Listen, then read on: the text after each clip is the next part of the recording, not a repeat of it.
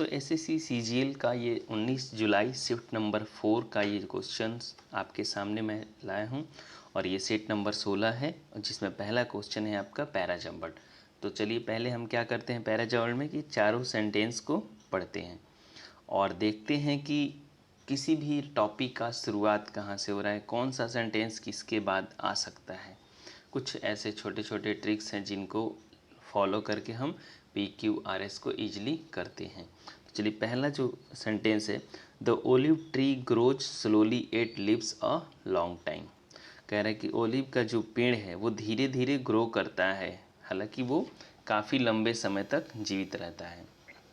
Sentence number B जो है आपका, the normal life span of an olive tree is 300 to 400 years but olive trees as ancient as 3000 years have been discovered. करे जो एक olive tree होता है उसका जो आम जीवन है वो 300 से 400 साल तक का होता है, लेकिन एज 3000 तक पुराने भी ओलिव ट्री का खोज किया गया है। मतलब दुनिया में 3000 पुराने भी ओलिव ट्री हैं। सी कह रहा है कि the olive is a well known Mediterranean native evergreen tree whose fruit and oil are use in cuisine and cooking.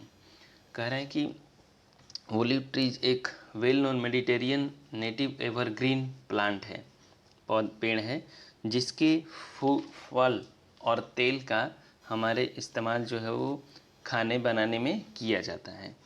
तो ये आप चौथा है करके as a result the olive tree is known as the immortal tree in mythology and botany. और इसका परिणाम ये होता है कि ओलिव ट्री जो है वो मैथोलॉजी में और बोटनी में एक इमोर्टल ट्री के नाम से जाना जाता है, अमरणशील। तो देखिए यहाँ पे जो सी नंबर है वो एक ओलिव ट्री के बारे में स्टार्टिंग पॉइंट, इनिशियल पॉइंट, उसका डिफिनेशन बता रहा है, उसका इंट्रोडक्शन कर रहा है। तो जब भी आप पैराजंबल करेंगे तो ऐसे कोई सेंटेंस मिलता है जिससे किसी टॉपिक की शुरुआत होती है, तो वो हमारा पहला सेंटेंस होता है। तो इसमें साफ साफ क्लियर है जो सी है, the olive tree is a well known Mediterranean native tree, मतलब इसका इंट्रोडक्शन शुरू हो रहा है। तो इसमें आपका जो पहला होगा वो सी होगा, ठीक है। अब देखना है ऑप्शन ए और बी, ऑप्शन डी, सी और डी तो नहीं होगा, ये दोनों गलत हो गए। अब सी दोनों में है, लेकिन अब देखना आपको सी के बाद ए आएगा कि सी के बाद डी आएगा।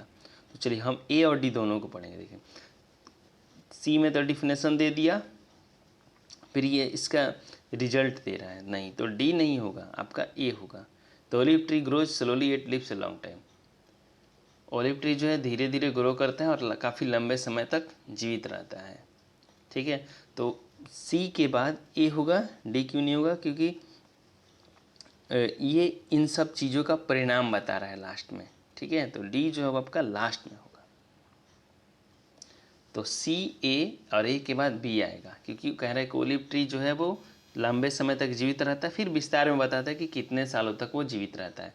तो ए के बाद बी इसका लिंक है, ठीक है। तो देखिए ए के बाद बी आपका ऑप्शन बी में है, सी ए बी डी आपका राइट आंसर हो जाएगा। ओलिव ट्री के बारे में डिफिनेशन दे दिया, फिर वो इतने साल तक जीवित रहता है और फिर उसके बारे में डिटेल में गया, फिर उसके बाद इसका परिणाम ये है कि इसको हम इमोर्टल पेड़ के नाम से जानते हैं, ठीक है दोस्तों। आशा करते हैं समझ में आ गया। चलिए नेक्स्ट क्वेश्चन पर आते हैं हम। सेकेंड नंबर जो क्वेश्चन है इसमें आपको वन वर्ड सब्स्टिट्यूशन बताना है। किसका वन वर्ड सब्स्टिट्यूशन बताना है, a person who enjoys doing dangerous things in A way that other people में थिंक इज स्टूपिड। वो आदमी जो खतरनाक काम को करने में को एंजॉय करता है, बाकी दूसरे लोग उसे मूर्खता समझते हैं। तो ऐसे व्यक्ति को कहते हैं हम डेयर डेविल। क्या बोलते हैं, ऑप्शन नंबर 4 डेयर डेविल, यानी जोखिम भरे खेल को खेलने वाला पर्सन। बाकी के सारे ऑप्शन देखते हैं उनका क्या मीनिंग होता है। देखिए पहला ऑप्शन है कैवेलियर। कैवेलियर का दो मीनिंग होता है, एक होता है घुड़सवार सेना। क्या होता है, घुड़सवार सेना, army on horse back, army. दूसरा होता है लापरवाह, केयरलेस व्यक्ति, ठीक है।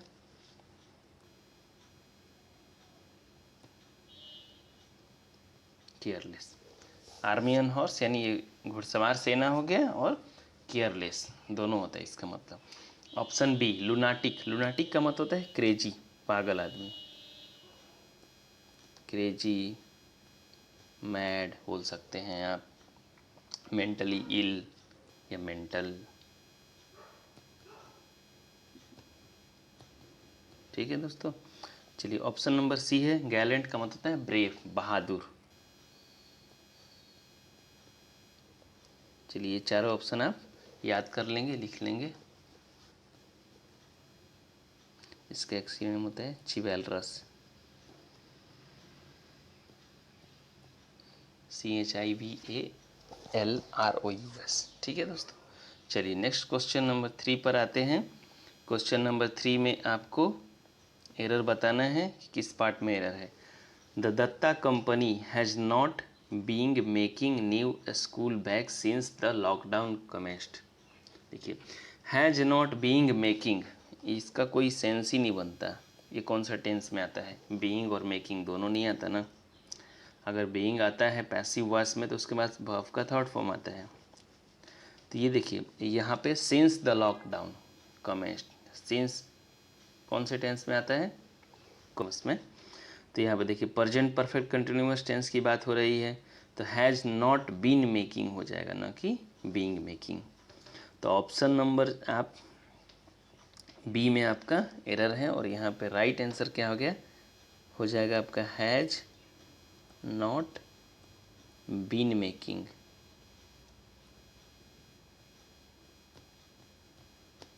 दत्ता कंपनी जो है लॉकडाउन की जब से शुरुआत हुई तब से नए स्कूल बैग नहीं बना रही है। ठीक है, क्वेश्चन नंबर 4।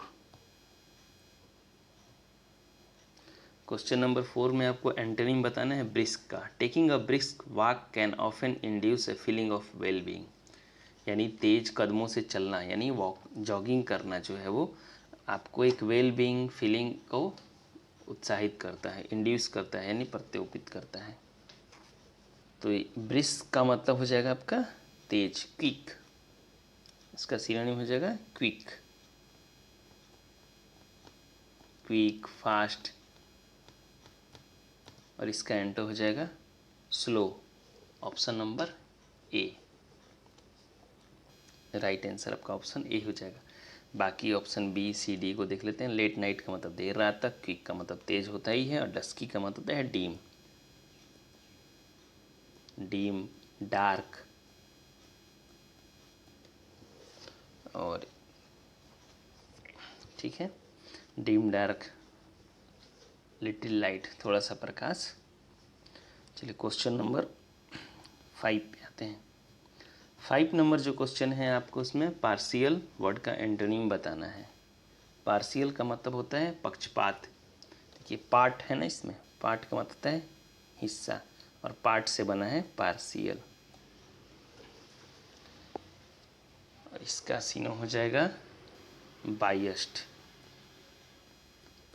बायस्ड, अनजस्ट यानी पक्षपात करना। तो एक वर्ड हम बोल सकते हैं अन्याय।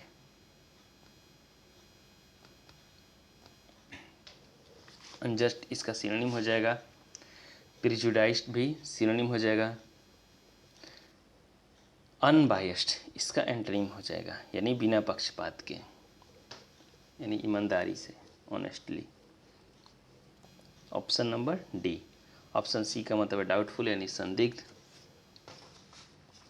नेक्स्ट क्वेश्चन पर आते हैं। नेक्स्ट क्वेश्चन नंबर 6 है। इसमें आपको सिनोनिम बताना है ट्रीचरस का। ये टीचर नहीं है, ट्रीचरस। ट्रीचरस का मतलब है धोखेबाज, डिसलॉयल। तो एंटोनिम सॉरी सिनोनिम हो जाएगा option number B, disloyal. Deceitful भी बोल सकते हैं आपको।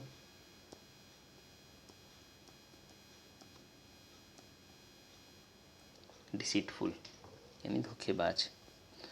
ऑप्शन नंबर ए डिवोटेड का मतलब होता है लॉयल, भक्त, श्रद्धालु, कमिटेड। ट्रांजिएंट का मतलब होता है टेम्पररी, क्षणिक।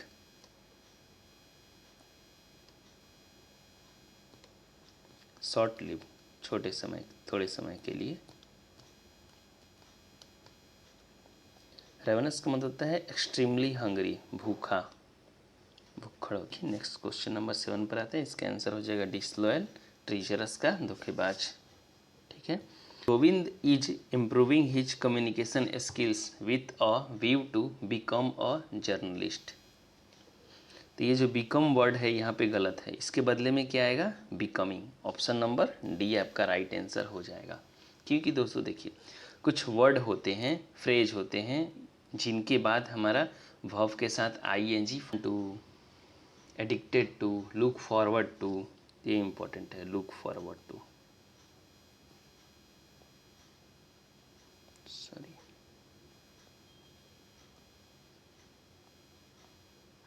ऐसे कुछ। Number 8 direction, select the most appropriate antonym of the underline word. इसमें आपको एंटोनिम बताना है अंडरलाइन वर्ड का, और ये अंडरलाइन वर्ड है आपका ट्रिवियल। ट्रिवियल का मतलब होता है तुच्छ,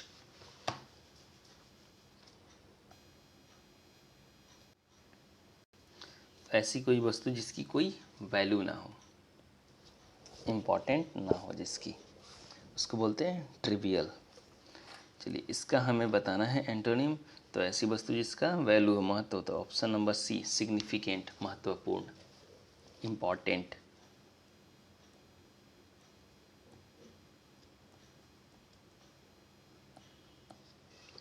फियर्स का मतलब है एग्रेसिव, वायलेंट, आक्रामक, उग्र, झगड़ालू बोल सकते हैं। होपफुल यानी पॉजिटिव, आशावान, ऑप्टिमिस्टिक। कॉमन यानी ऑर्डिनरी, सामान्य। चलिए नेक्स्ट क्वेश्चन नंबर 9 पर आते हैं। इसमें आपको एक्टिव वॉइस में एक्सप्रेस करना है, क्योंकि ऑलरेडी पैसिव वॉइस में दिया हुआ है। The article had not been posted by mister Gupta. जो आर्टिकल है वो मिस्टर गुप्ता के द्वारा पोस्ट नहीं की गई थी। देखिए, तो यहाँ पे हैड नॉट बीन, तो हैड प्लस वर्ब का थर्ड फॉर्म होता है, उसी का बनता है हैड नॉट बीन। ठीक है। तो यहाँ पे देखिए हैड किस किस में है, तो 4 ऑप्शन आप चेक करेंगे ABCD में, तो आपको हैड जो है केवल एक ऑप्शन में है, वो है फर्स्ट ऑप्शन। किसी में, बाकी किसी में हैड है ही नहीं, तो आपको आगे ज़्यादा सोचने की ज़रूरत नहीं है। देखिए सारे ऑप्शन गलत हो जाएंगे। इसमें हैज है, हैव है, और इसमें हैड है, पर इसमें एक वर्ड स्टील जोड़ दिया, तो स्टील तो इसमें है नहीं, फिर स्टील कहाँ से आएगा, नहीं ना। तो ऑप्शन ABCD गलत है, ऑप्शन ए सही है। Mister Gupta had not posted the article. चलिए नेक्स्ट क्वेश्चन नंबर 10 पर आते हैं, जिसमें आपको फिर से एक आ गया पैराजंबल, PQRS, जो कि मैंने बताया था क्या करना है। पहले आपको चारों सेंटेंस को पढ़ना है और उसमें देखना है कि कौन सा सेंटेंस एक दूसरे से लिंक कर रहा है, या कौन सा सेंटेंस है जिससे किसी नए चैप्टर की शुरुआत हो रही है, किसी चीज़ का इंट्रोडक्शन हो रहा है। ठीक है। और कोई सेंटेंस जो होता है वो मोस्टली प्रोनाउन से शुरू नहीं होता है। ठीक है। तो पहले आप पढ़ेंगे, इनमें से देखेंगे कि कौन सा सेंटेंस जो इंट्रोडक्शन की शुरुआत करता है। आप इसको खुद से पढ़ेंगे, पर मैं बताता हूँ कि देखिए क्वेश्चन ऑप्शन नंबर जो सी है, सी जो सेंटेंस है, India a very large country with many religions, many cultures and many languages has been achieving success in all field. यहाँ से एक नए चीज़ के इंट्रोडक्शन हो रहा है, इंडिया के बारे में बताया जा रहा है कि भारत एक बहुत बड़ा देश है, जिसमें बहुत सारे धर्म हैं, बहुत सारे छोटे छोटे कल्चर हैं, बहुत सारी भाषाएं हैं। इन सब के बावजूद भी इंडिया जो है हर क्षेत्र में सक्सेस हासिल कर रहा है। ठीक है। उसके बाद कह रहा है the uniqueness of this nation. ये जो दिस नेशन वर्ड है वो किसके लिए है, इंडिया के लिए है। तो यानी सी के बाद आपका बी आएगा। The uniqueness of this nation lies in its unity in diversity due to which there are problems here and there at times. इस देश की खास बात यह है, यूनिकनेस क्या है, कि यहाँ पे विभिन्नता में भी एकता है। ठीक है। जिसके कारण बहुत सारे प्रॉब्लम यहाँ और वहाँ समय के साथ होती रहती हैं। ठीक है। So the problems of India should not be viewed as the failure of this great nation. इसलिए जो इंडिया की जो समस्या है, ए वाला जो पार्ट है, वो कह रहा है वो इसे इस बड़े से नेशन के फेलियर के तौर पर नहीं देखा जाना चाहिए। पर इसमें रीजन तो दिया ही नहीं, बिना रीजन के रिजल्ट बता रहे हैं। तो ऑप्शन नंबर पहले हम डी पढ़ेंगे, डी वाला सेंटेंस पढ़ेंगे। But even a small countries with monolithic societies have more problems than this second largest country. कह रहे हैं कि यहाँ तक कि छोटे कंट्री भी हैं जिनकी बड़ी सोसाइटी वाले जो कंट्री हैं उनके साथ भी बहुत सारे प्रॉब्लम हैं इस सेकेंड लार्जेस्ट कंट्री के मुकाबले।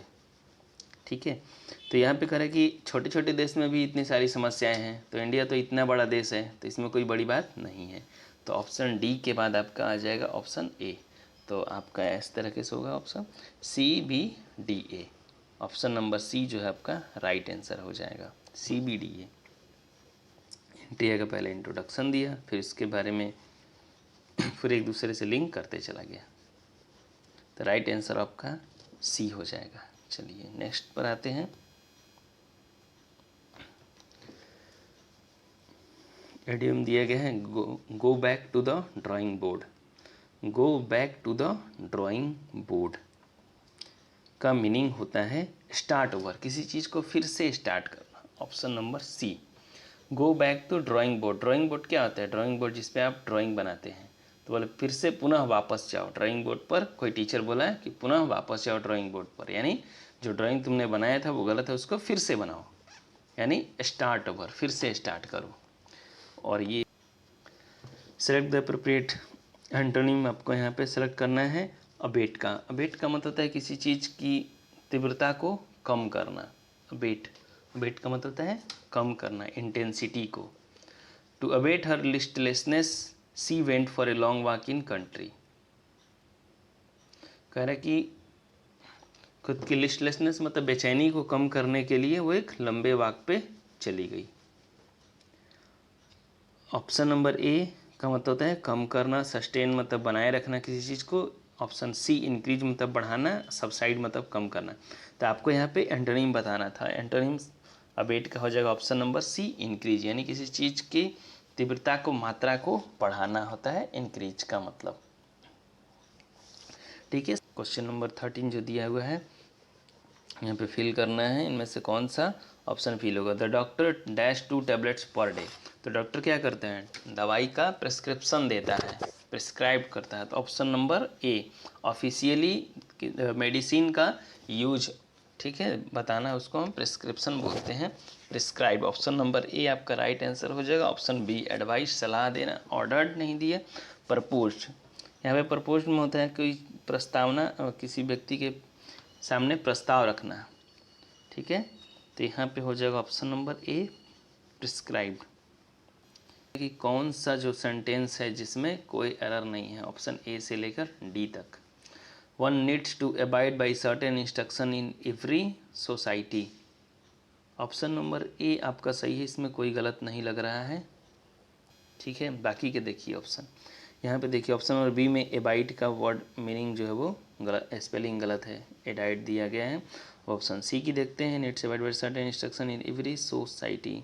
यहाँ पे इंस्ट्रक्शंस का मीनिंग गलत दिया हुआ है, sorry spelling, needs to abide by certain instruction in every society, और यहाँ पे सोसाइटी का, यानी ऑप्शन ये जो तीनों ऑप्शन है वो गलत है कहीं ना कहीं।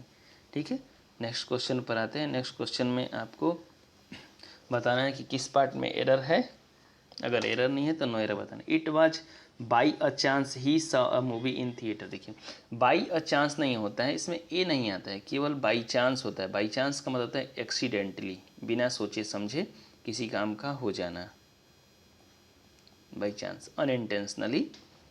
ठीक है, बाई चांस हमने एक मूवी देख लिया थिएटर में, सॉरी उसने देख लिया।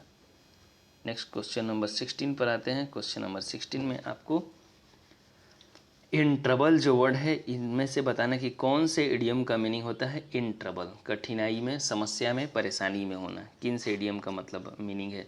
तो ये आपका जो लास्ट ऑप्शन है अप द क्रीक, इसका मतलब होता है परेशानी में होना, समस्या में होना। ठीक है, अप द क्रीक का मतलब in a difficult situation, in trouble इसका मतलब होता है I am going to be in trouble if I don't submit my homework to the teacher. तो मैं समस्या में पड़ जाऊंगा अगर मैंने अपना होमवर्क टीचर को सबमिट नहीं किया। तो यहाँ पे इन ट्रबल हो जाएगा। बाकी ये सारे इडियम है और इनका क्या क्या मीनिंग होता है देखते हैं।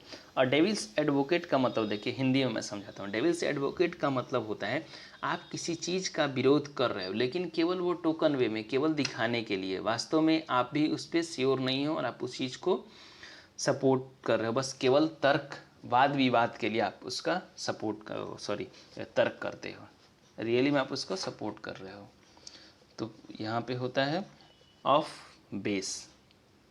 ऑफ बेस का मतलब होता है वो कोई पर्सन जो रूल रेगुलेशन को फॉलो नहीं करते, जिसका कोई बेस नहीं है, जिस व्यक्ति का कोई आधार नहीं हो, कोई रूल रेगुलेशन नहीं हो। द लाइन शेयर यानी बिग शेयर, किसी चीज़ का बड़ा हिस्सा, लार्ज पोर्शन ऑफ समथिंग। चलिए नेक्स्ट क्वेश्चन नंबर 17 पर आते हैं। क्वेश्चन नंबर 17 में आपको पैसिव वॉइस में इस सेंटेंस को एक्सप्रेस करना है, यानी आपको पैसिव वॉइस बनाना है।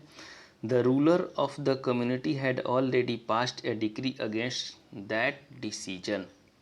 कम्युनिटी का जो रूलर है उसने ऑलरेडी डिसीजन के अगेंस्ट डिक्री पास कर दिया है।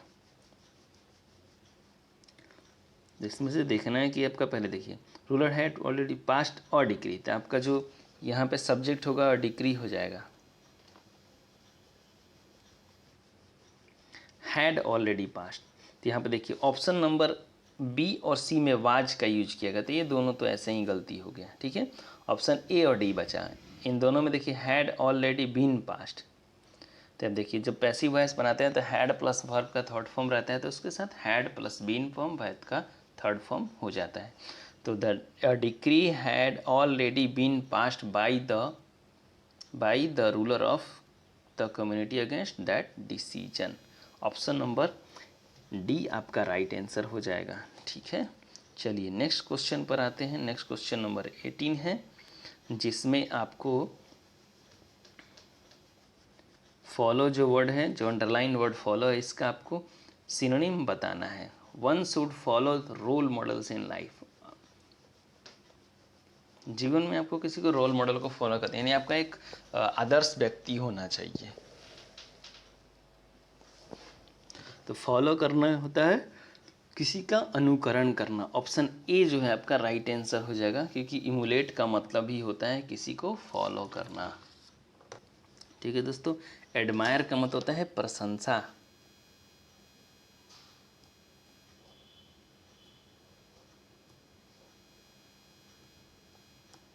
प्रशंसा करना। चेरिश का मतलब होता है नर्चर, किसी को पाल पोस कर बड़ा करना, किसी को फ्लरिश, देख रेख करना, केयर करना, ठीक है।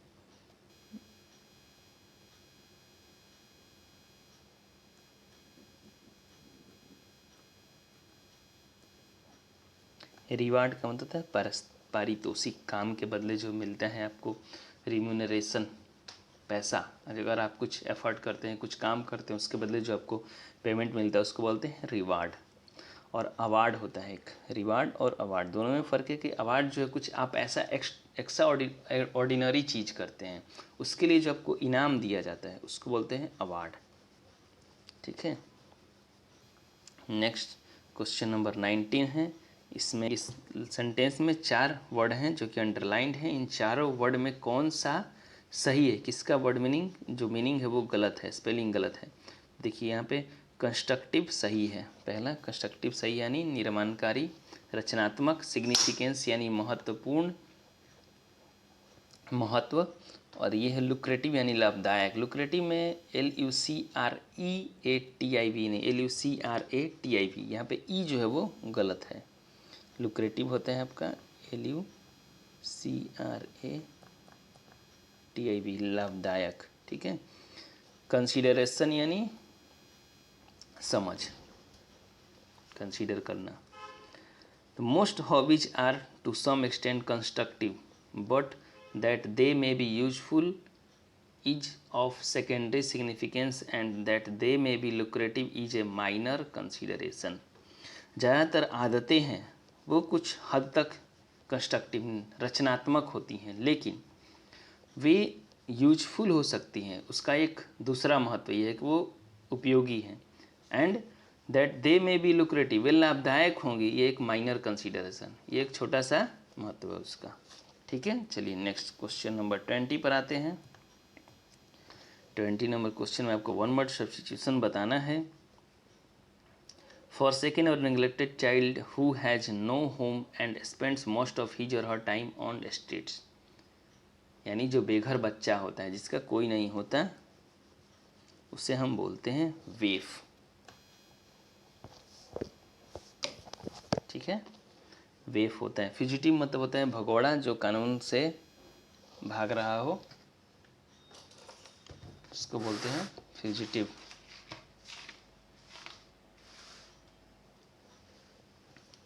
वल्नरेबल यानी ससेप्टिबल टू फिजिकल और मेंटल हार्म, जिसे आसानी से आप क्षति पहुंचा सकते हैं, भेद्य। मिसक्रेंट यानी दुष्ट होता है।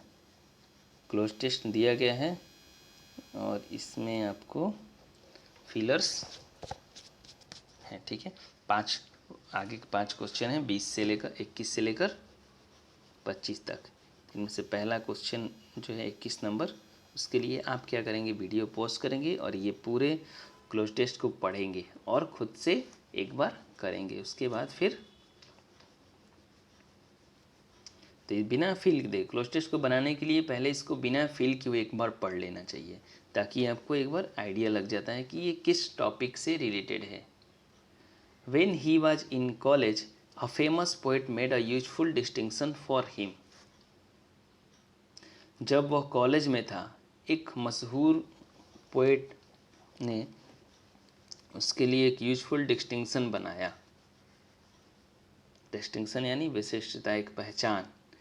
He had drunk dash in the poet's company to be compelled to describe to him a poem he was dash of।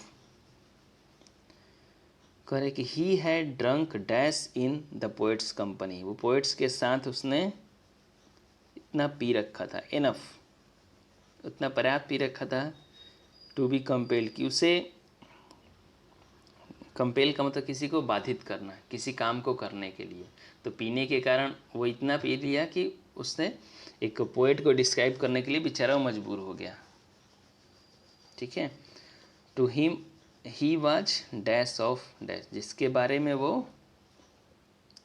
तो पहले देखिए क्वेश्चन नंबर 21 का जो आंसर है आपका, 21 का राइट आंसर आपका ए हो जाएगा, enough. He had drunk enough in the poet's company to be compelled to describe to him a poem he was dash of. तो उसने इतना पी लिया कि वो एक बड़बड़ाने लगा, एक पोएम सुनाने लगा उसको। ठीक है, तो नेक्स्ट क्वेश्चन नंबर 22 पर आते हैं। 22 देखिए, तो dash up he had drunk enough in the poet's company to become compelled to describe to him a poem he was dash of, जिसके बारे में वो सोच रहा था। he was thinking of, marking string drawing नहीं, थिंकिंग। जिस कविता के बारे में वो सोच रहा था, उसने जब दारू पी लिया तो वो सुनाने लग गया उसको। ठीक है, it would be a monologues of sorts, the self contemplation of a student on a summer afternoon who is reading you poems. It would be, जैसा कविता था डिस्क्राइब करा कि कैसा कविता था। जो कविता था एक प्रकार का मोनोलॉग, मतलब स्वगत भाषण, जब एक पर्सन ही बोलता रहता है उसे मोनोलॉग बोलते हैं। या सेल्फ कंटेम्पलेशन, आत्ममंथन, एक कोई स्टूडेंट है जो गर्मी के दोपहर में जो अपने बारे में मंथन कर रहा है, सोच रहा है, जो हु इज रीडिंग इफोज, जो इफिज पढ़ रहा है।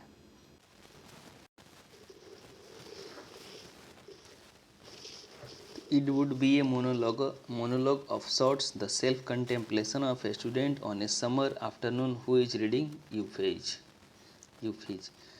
तो यह एक हो सकता है एक प्रकार का मोनोलॉग, स्वागत भाषण, एक आदमी ही बोलता है जिसमें उसे हम मोनोलॉग बोलते हैं। मोनो मतलब एक होता है, लॉग मतलब बात करने से संबंधित होता है। द सेल्फ कंटेम्पलेशन, आत्मचिंतन, एक स्टूडेंट का गर्मियों के दोपहर में। ठीक है, हु इज रीडिंग यूफेज, यूफेज पढ़ रहा है। फीज मतलब एक प्रकार का यूफिज्म, जो आडंबरपूर्ण होता है, कोई भी चीज़ बढ़ा चढ़ा कर बताना, उसको बोलते हैं यूफिज्म। इफेमिज्म से बना यूफेज। The poem itself would be a subtle dash of euphemism, translating the heat, the day, the student's concerns into symmetrical poses, translating even his dash and boredom with that famously foolish book into a euphemism। तो euphemism में किसी बात को बढ़ा चढ़ा कर बताना होता है, ठीक है। लंबी भाषण होती है जिसमें कोई एक्शन नहीं होता, केवल बोलना होता है, ठीक है। तो आपका 22 हो गया, हम 23 पे चलते हैं। Question number 23।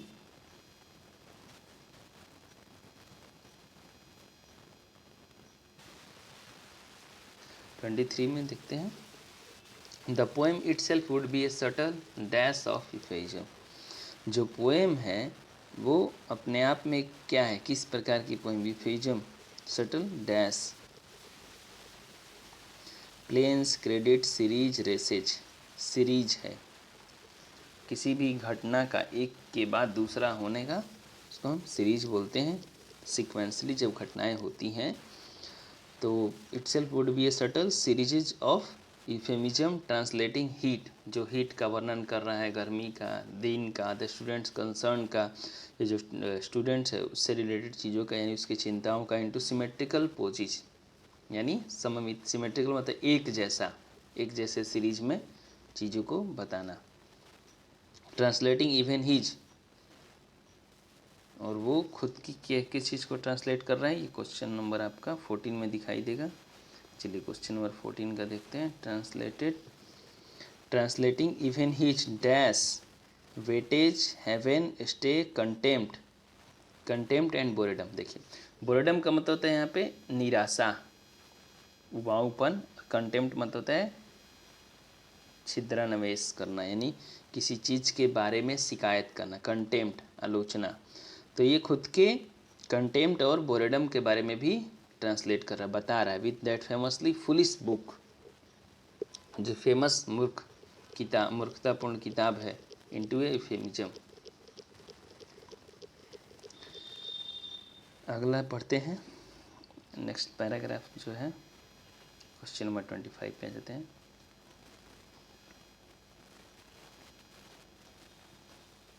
The poet nodded his big head in a sympathetic, rhythmic way as this was dashed to him, then told him that there are two kinds of poems. There is the kind you write, there is the kind you talk about in bars.